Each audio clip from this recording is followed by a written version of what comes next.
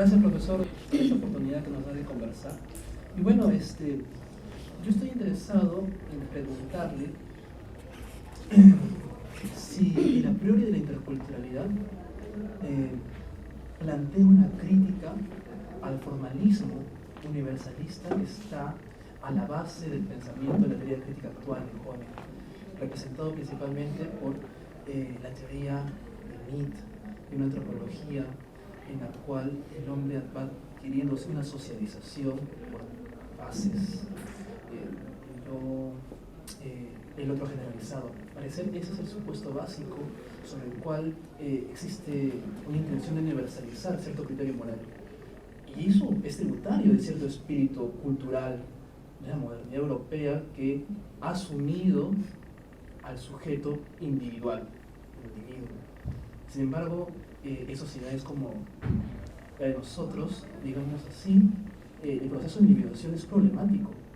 La interculturalidad ha asumido banderas en las cuales pone en cuestionamiento, por no decir todos los supuestos de las culturas, de la cultura occidental, y el supuesto del individuo creo que no podría dejarse de lado. En síntesis, ¿qué críticas desde la perspectiva cultural se le puede presentar al supuesto de la individuación? La filosofía intercultural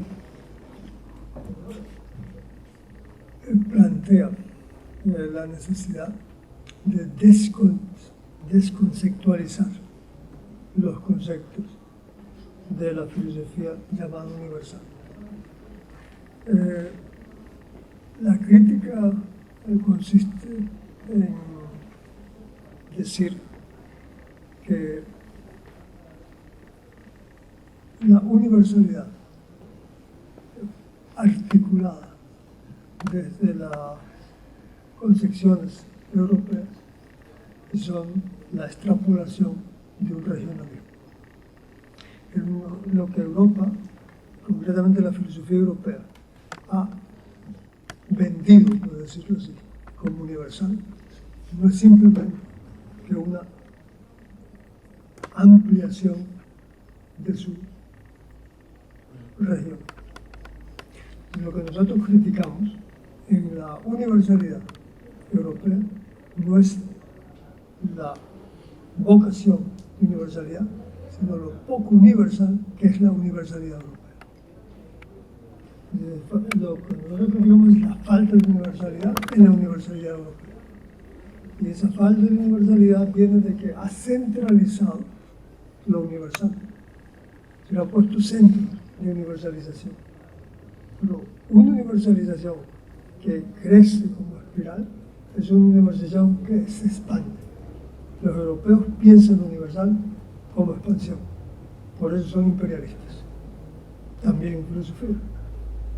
Incluso los mejores intencionados son imperialistas. Y misioneros de categorías que ellos saben nunca de teorías culturales. La categoría de individuación es muy buen ejemplo. Muy buen ejemplo. ¿Por qué hay que pensar al ser humano universalmente desde la categoría de individuación? Esa categoría no tiene ni siquiera sentido en otras culturas, porque se parte de una pertenencia cósmica, por ejemplo. Pero incluso si vamos a dar la misma categoría del ser, y un budista no tiene ningún problema con la categoría de la nada, pero con el ser sí. Entonces hay que tener mucho cuidado con lo que podríamos decir una universidad que expande los conceptos. Entonces la expansión siempre cubre, y cuando tú cubres al expandirte, escondes. Entonces Europa tira como una manta sobre la superficie del mundo, y entonces la superficie del mundo parece universal, pero hay que ir que está debajo de la manta. La filosofía intercultural intenta llegar a lo que está debajo debajo de esa supuesta universalidad. Hoy no se habla de universal, se habla más bien de globalización, lo global. Se confunde lo global con lo universal. Pero lo global es lo mismo, es algo que se expande. Entonces, nosotros, en la filosofía intercultural, preferimos hablar de universalidad por intensidad. Para ser universales hay que ser intensos y no extensos, no extensivos. La intensidad nos arraiga en nuestra propia memoria y no ocupa el lugar del otro. El que vive intensamente no ocupa el lugar. Entra en sus propias raíces y la comunicación profunda de la universidad se da en esa intensidad. Entonces, eso significa que habría que replantear el alcance de intensidad que tienen los conceptos creados por la filosofía europea y que nosotros muchas veces tomamos demasiado rápido. Los tomamos demasiado rápido. Antes de empezar a tomar conceptos, debemos de consultar nuestra propia intensidad, seguir a los ritmos de intensidad. Entonces, ¿qué comunicación ha habido en esa intensidad? Nuestras memorias. Entonces, obviamente vas al ejemplo que nos muestro. ¿Qué significó centrar la conceptualización, la comprensión antropológica del ser humano en torno a un proceso de individuación? ¿Qué significa? Buscar ese paradigma, el ser humano tiene que individuarse. La materia, por ejemplo, y la individuación de la materia, una separación de todo un orden material. El sujeto va creciendo y entonces se entiende la individuación o la subjetivización como un proceso de estrechamiento. Por eso luego hay que recuperar, como pierden las ideas de Descartes, etc. Pero eso yo creo que es pretencioso decir que esa es la vía por la que el ser humano llega a ser sujeto, llega a ser persona. Son incluso las mismas categorías de sujeto, de personas. Hay que ver cuál es el alcance cultural y el arraigo cultural de esos conceptos. Entonces, nosotros planteamos la crítica a ese nivel conceptual, desconceptualizar los conceptos y aprender a pensar sin conceptos. ¿Sí? Aprender a pensar sin conceptos, muchas veces creemos que pensar es aprender a manejar conceptos. Entonces, aprender a pensar desde esa intensidad. Entonces, es lo que plantea la filosofía intercultural. La intensidad está en la memoria cultural. Un viaje hacia adentro y luego abrirse. Una que te llama. La intensidad, hay un momento en que la intensidad cae. En un vacío. Quizás ese es la universalidad. Está desocupado todo. Si todo está ocupado, ¿dónde hay universalidad? Vaciar el mundo de las cosas, creo que es dicho muy rápidamente. Entonces, de esa dialéctica viaja de lo intenso. Doctor, de repente generacionalmente me preguntaba por otro interés, ¿no? Lo que quería era que tuviera, claro, están en varias obras de usted y de otros pasajes y entrevistas en relación a lo siguiente. Actualmente la filosofía intercultural, ¿cómo valora el aporte del marxismo en la necesidad de cambios económicos, políticos, teniendo en cuenta la caída del muro, ¿no?, del socialismo realmente existente, ¿hay todavía cosas en el marxismo que puedan ser rescatadas o valoradas de alguna manera por la filosofía intercultural? ¿O ya no hay nada en el marxismo que pueda ser valioso? ¿Cómo han procesado eso? Las propuestas post-marxistas o neomarxistas, ¿cómo las ven? Mi pregunta iba por ese lado. De ahí, no sé si senador, no sé si sería el marxismo, es una filosofía eurocéntrica. Fundamentalmente lo que corresponde a la filosofía de la historia. La filosofía de la historia del marxismo es eurocéntrica y no se puede utilizar en una filosofía intercultural. Ahora bien, decir que eso significa que el marxismo nada tiene que decir, eso es otra cosa.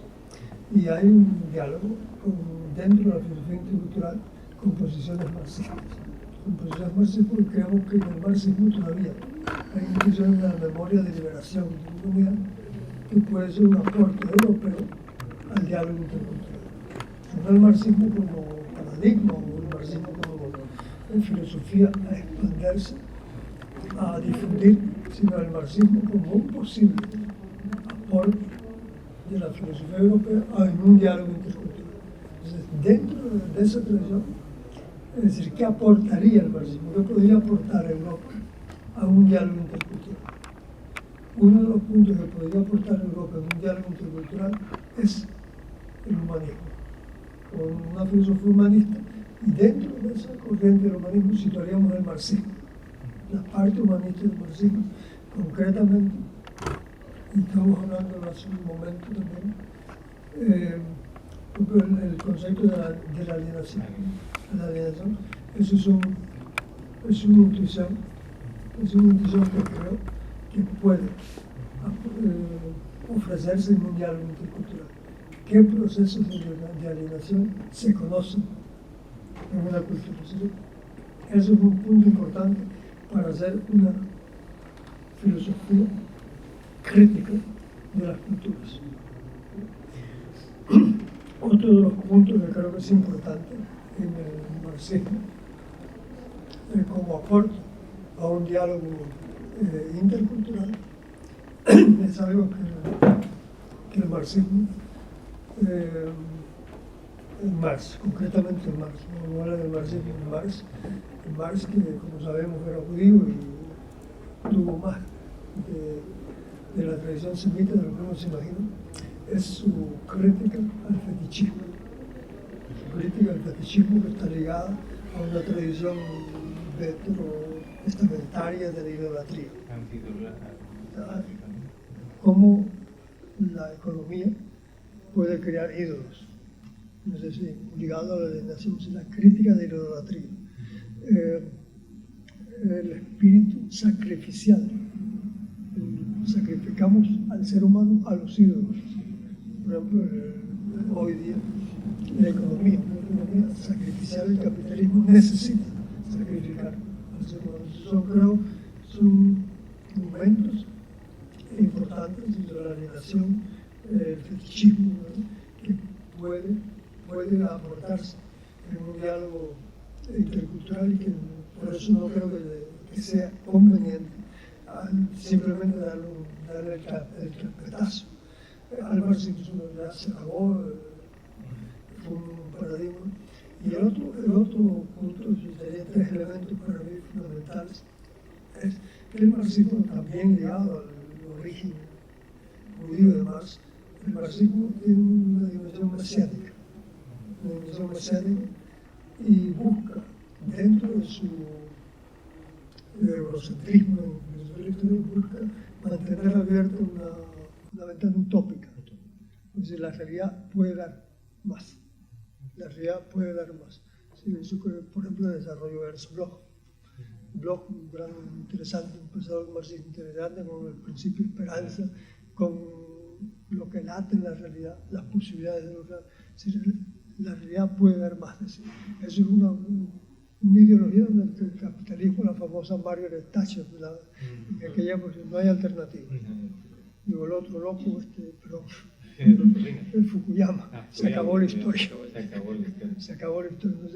Entonces, ahí son momentos donde el marxismo con su lanzamiento utópico dice, no, la historia está abierta. La historia está abierta. Yo creo que eso es muy importante para un diálogo intercultural. Si un aporte dice, no, la historia está abierta. Ahora, ¿qué hay que criticar del marxismo en un posible diálogo con el marxismo en un punto de vista intercultural? En ese mismo momento del utopismo de la historia está abierta, la concepción del tiempo. Eso fue el marxismo eurocéntrico con su concepción del tiempo, porque tiene un tiempo lineal. La historia es lineal, ahí no hay ciclos, hay nada, no se va. Y además lo liga, y eso es peor todavía, liga en la linearidad de la historia a la concepción del progreso.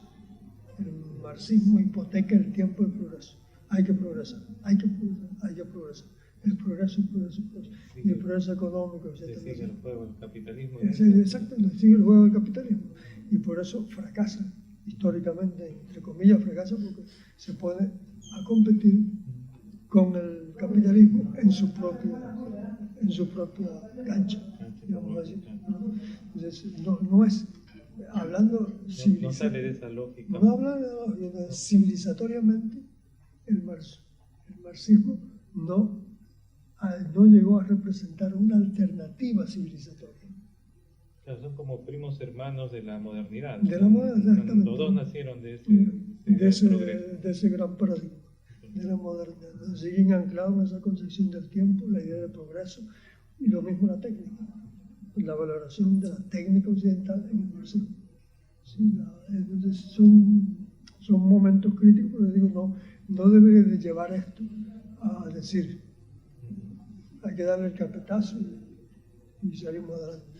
Yo creo que lo importante es esa corrección del tiempo.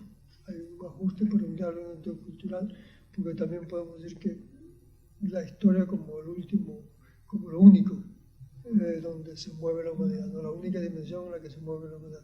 Hay que pluralizar también los conceptos de historia y de tiempo. Yo tengo una duda, hace rato le hice una pregunta parecida a unos compañeros que me venido con respecto a aclararme esta categoría de víctima como aquella que motive, digamos, una acción política sistemática. Yo puedo ser un empresario que tengo una empresa, ¿no? Y por la flexibilización laboral de repente mi empresa cae en quiebra. No obstante, puedo volver a tener mi empresa o situarme, digamos, empresarialmente y dejo de serlo. La categoría de víctima parece ser muy provisional, ¿no? Y me es difícil pensar de que pueda haber una acción política sistemática contra un sistema que es sistemático en cómo ha naturalizado procedimientos de opresión en una autocualificación de víctima, ¿no? Porque víctima pues entraría el derecho de transgénero, entraría pues toda una serie de categorías, ¿no? Las personas que luchan por el medio ambiente, ¿no? Pero siento que no es una categoría que permita, como digo, una acción política sostenida en el tiempo, que era básicamente asumida, digamos, antes por un partido o una organización más dura. ¿Cómo poder corroer un sistema que ha naturalizado su proceso de explotación con categorías más ambiguas? Como vendría a ser la víctima, que además está muy ligada en su teorización con la pérdida de dignidad. Es en tanto me quita mi dignidad que soy una víctima. No obstante, la dignidad tiene una mediación hermenéutica, una mediación interpretativa. Lo que puede ser digno para una cultura de repente no lo es tanto para otra cultura. ¿Cómo converger esos intereses con esta categoría de víctima? Para poder confrontar, digo, al sistema dentro de una acción política sistemática, rigurosa, ¿no? Que debería ser pues, el sistema, ¿no? O confrontarlo al sistema, ¿no? Entiendo que la víctima recoge categorías como clases sociales, ¿no? El marxismo, ¿no? Pero lo deja tanto en un amplio espectro que la veo difícil que aglutine distintos intereses. Es más, el sistema mismo puede corregir el problema de algunas víctimas, incorporarlo y dejarlo de ser víctima.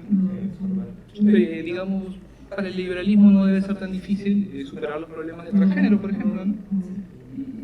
Entonces, cuando lo solucionen, eso deja de ser víctima del sistema y dejan de ser opositores del sistema. ¿Cómo cómo poder generar una organización, una acción política sostenida con la categoría de víctima, como digo, además con esta mediación de la dignidad, que como usted mismo dice en sus textos, puede llevar a confusión por cierto elemento, componente premoderno, ¿no?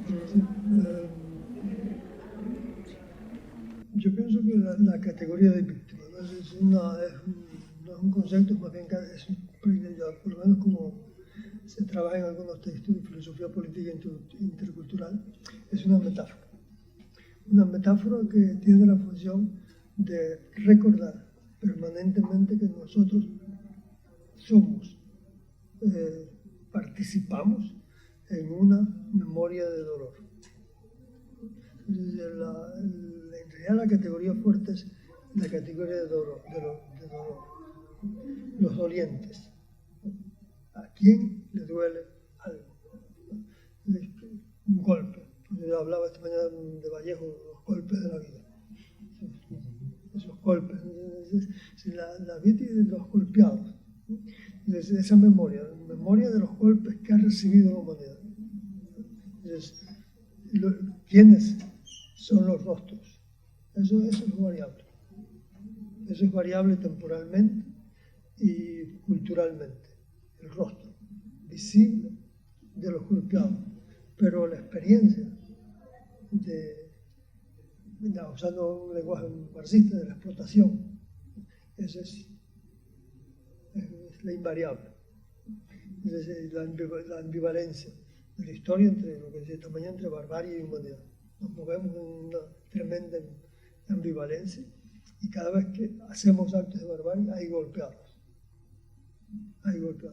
Le llamas excluido, le llamas víctima, podemos discutir el asunto, pero lo importante es transmitir de generación en generación que el tiempo nuestro no es un tiempo de progreso es un tiempo donde sucede dolor y que hay que sanar, hay que procurar sanar. Le llames liberación, como le quieras llamar, pero proponer estrategias, medidas, prácticas que contrarresten el dolor del mundo. Entonces, una posibilidad es crear a partir de esa memoria no solamente una fenomenología, un análisis de lo que está ocurriendo, describir los fenómenos, una fenomenología, es una patología de la sociedad, pero no a nivel simplemente psicológico, terapéutico, sino una patología como comprensión, como inteligencia del dolor, en el sentido etimológico, patología, un logos del dolor. Entonces, haciendo esa patología, ver en los rostros. Pero la fenomenología puede variar, pero la patología es la línea, ¿no? Yo creo que eso es importante para el diálogo intercultural en todas las culturas. Hay esa creencia.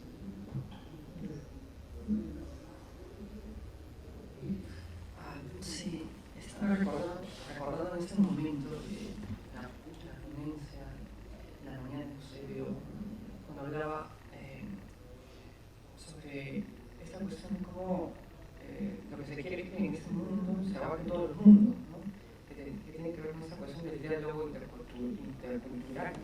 Entonces, lo que yo quiero más o menos relacionar es cómo la crítica de la modernidad a través del diálogo intercultural puede dar una salida, digamos, civilizada, ¿no? para todas las culturas, ¿no es cierto? Dentro de la crítica, por ejemplo, de Aníbal Quijano, ¿no? Él considera, por ejemplo, que la modernidad que se ha expandido, ¿no? Es una modernidad europea, es una modernidad eurocéntrica, ¿no? Pero que no necesariamente es la única posibilidad de modernidad, ¿no? Bajo esta idea de que el diálogo intercultural nos abre a otros mundos posibles.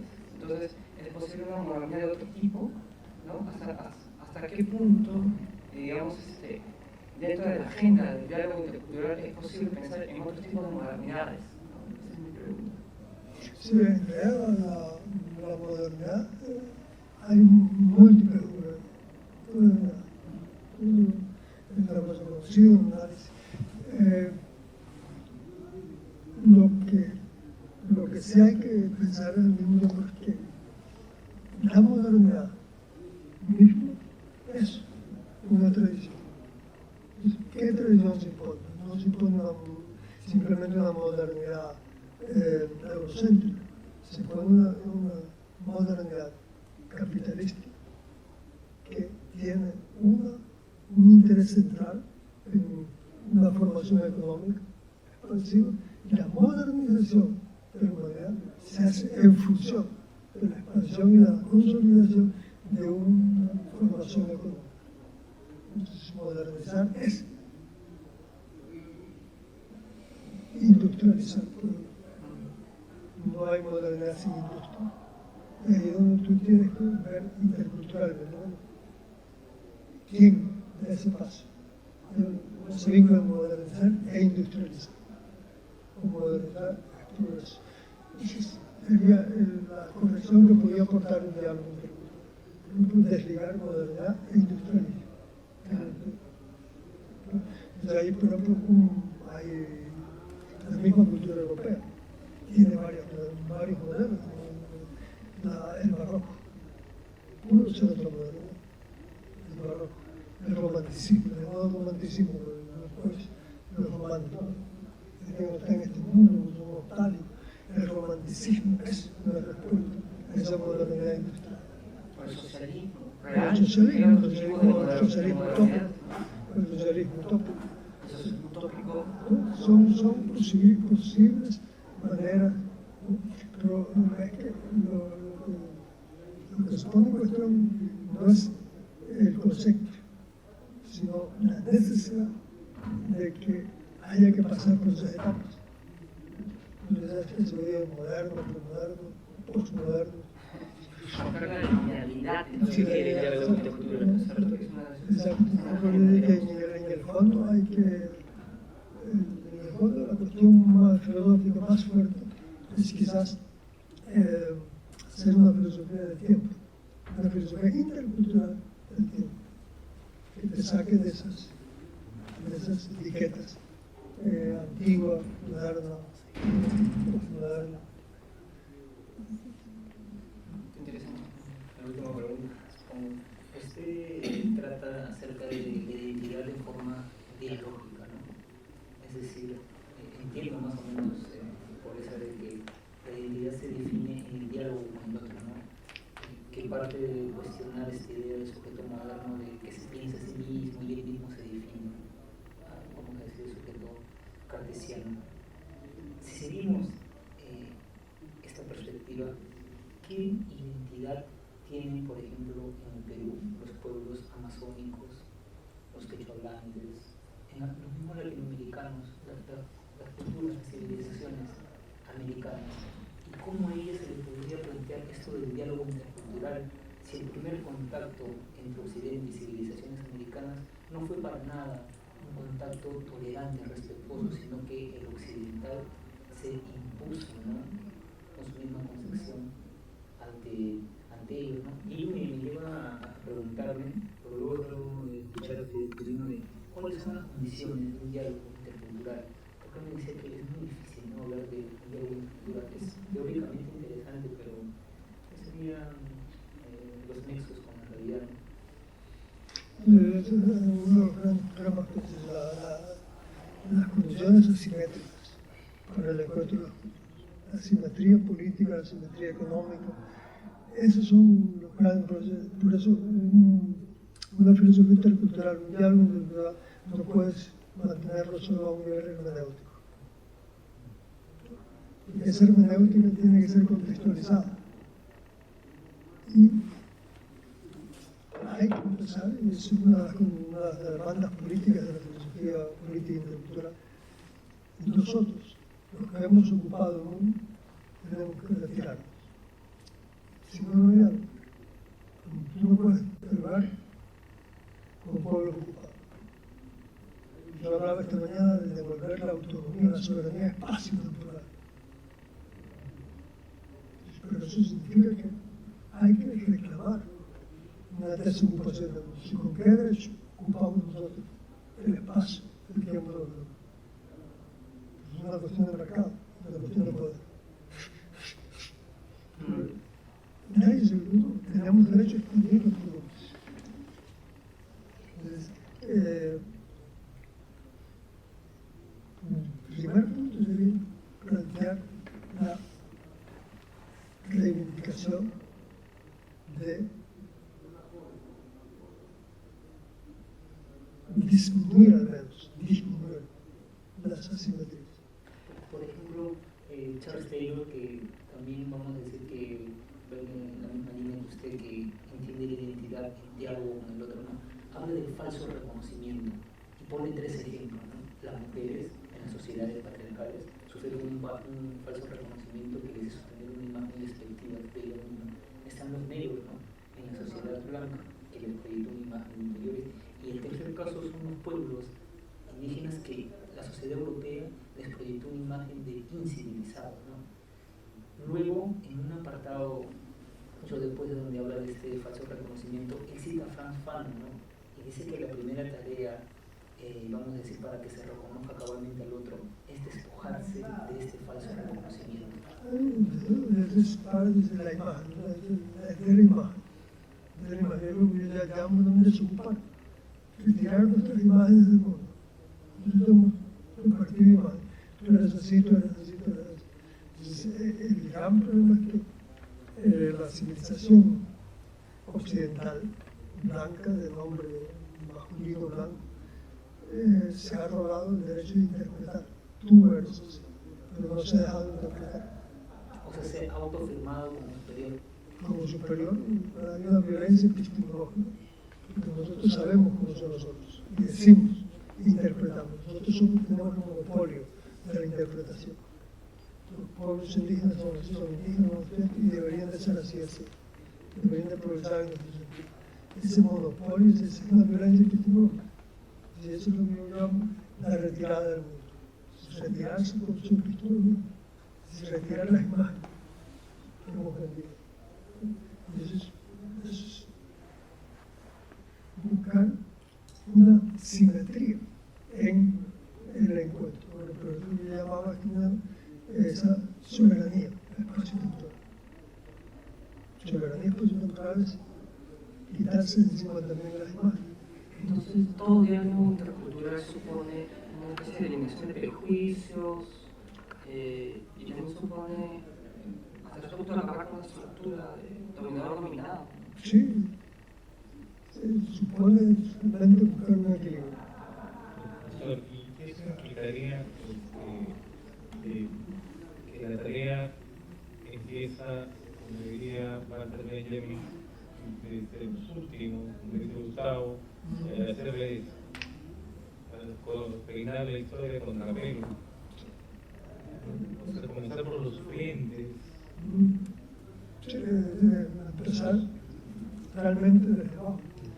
Pero desde abajo está libre la superficie del mundo, si no llega abajo. Entonces hemos ocupado la superficie del mundo. Entonces, para que esos pueblos puedan también encontrar su necesidad y retirar la superficie.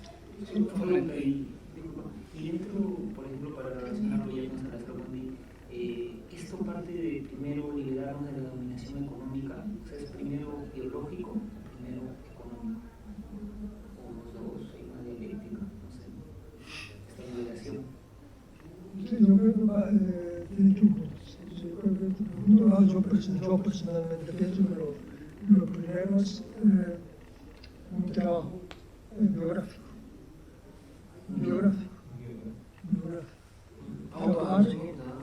Trabajar nuestras propias biografías. Tanto culturales como individuales. Superar el alfabetismo biográfico.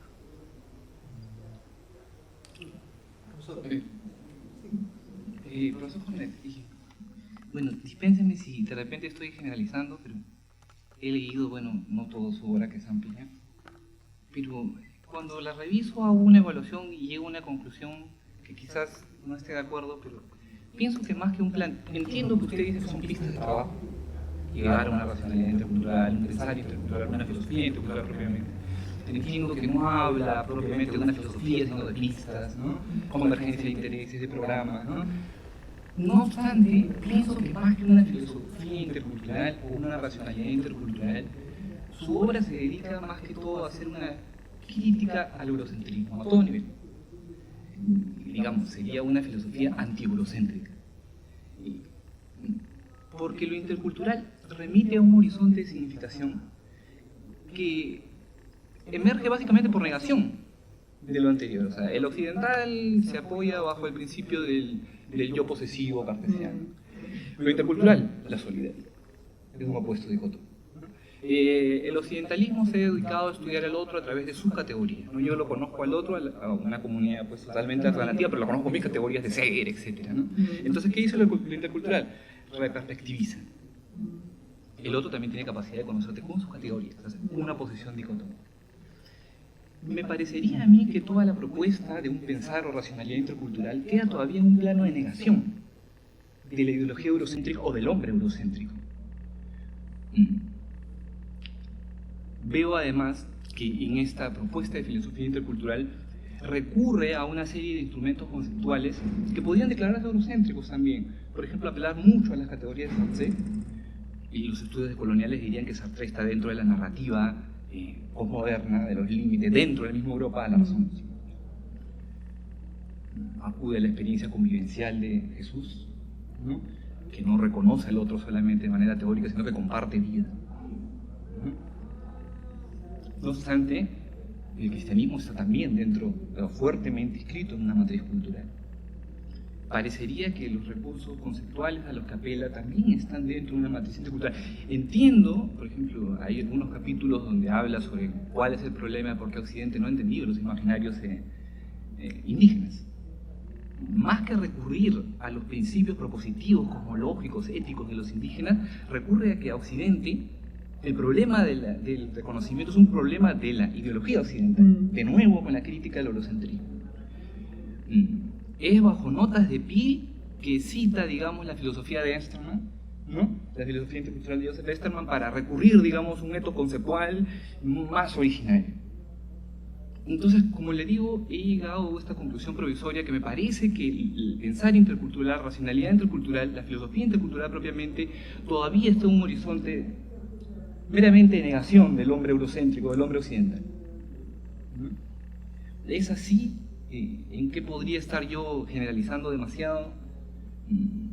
Yo, cuando se lee, digamos, su crítica al eurocentrismo, uno puede incorporar la crítica de Samir Amin, de Dussel, ¿no? Es sistemática. No, si la crítica al eurocentrismo es un punto central, pero solo un punto. No solo un punto. Si la filosofía intercultural es propositiva. Es propositivo. Y es lo esencial, la proposición. Nosotros proponemos. Esa proposición tiene sentido si negamos las alternativas que se le han ofrecido a la filosofía. Esas son las dos caras. Las dos caras de un mismo desarrollo conceptual. Proponer desde unas posibilidades históricas, y esas posibilidades históricas necesitan la destrucción del eurocentrismo. Si no, no parece posible. Entonces, la crítica destructiva al eurocentrismo es la posibilidad para ver que hay posibilidades históricas positivas. Entonces, no puedes desligar una cosa de la otra. Hay que empezar por la crítica del eurocentrismo para ver posibilidades históricas reales. No se trata de buscar posibilidades conceptuales solo, son históricas. Por eso, una posible definición, preguntaba un muchacho, de filosofía intercultural. La filosofía intercultural lo que propone es, la filosofía intercultural no es una filosofía, es un diálogo de filosofías. No hay filosofía intercultural, hay diálogos de filosofías contextuales. Y esa es la propuesta propositiva de la filosofía. Yo hago una filosofía de contexto, no hago filosofía intercultural, hago una filosofía contextual en la que yo me apoyo, porque es mi formación europea. Yo no soy indígena, yo no soy negro. Entonces, yo hago desde mi formación europea una propuesta intercultural donde me baso en pensadores que yo creo que en Europa han roto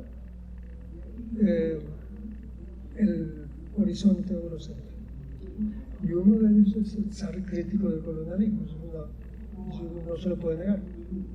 No somos uno de los más clarividentes críticos del colonialismo. Y un texto, por ejemplo, como Orfeo Negro, es un texto fundador del pensamiento intercultural.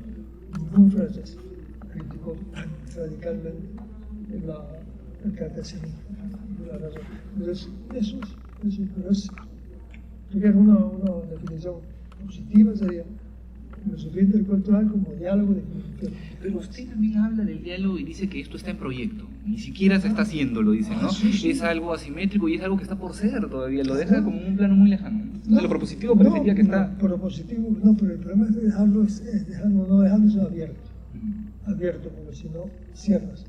Entonces ya desde el momento en que empiezas a armar un sistema, ya tienes que decidir una cultura. Entonces es un poco el ir y venir. El ir y venir de una cultura a otra. Por eso preferimos usar ese nombre de diálogo de filosofía contextuales. Pero sí, yo creo que hay muchas propuestas que ya son propuestas. Hay éticas interculturales, hay epistemologías interculturales, ya realmente aportes, ¿no? Pero siempre bajo ese aspecto se trata de poner en diálogo los posibles modos de filosofía. Seguimos creado, no somos Muchas gracias. Sí. Hace un